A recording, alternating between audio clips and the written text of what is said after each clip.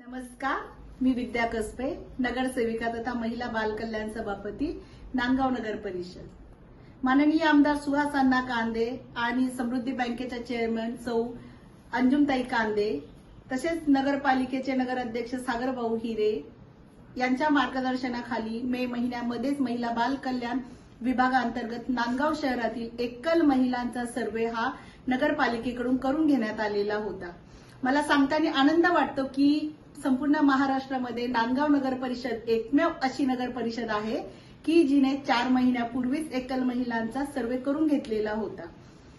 महाराष्ट्र शासनाच्या वतीने 10 ऑगस्ट रोजी सर्व स्थानिक स्वराज्य संस्थांना आदेश देण्यात आलेले आहेत की शहरामधल्या एकल महिलांचा सर्वे करून घेण्यात यावा।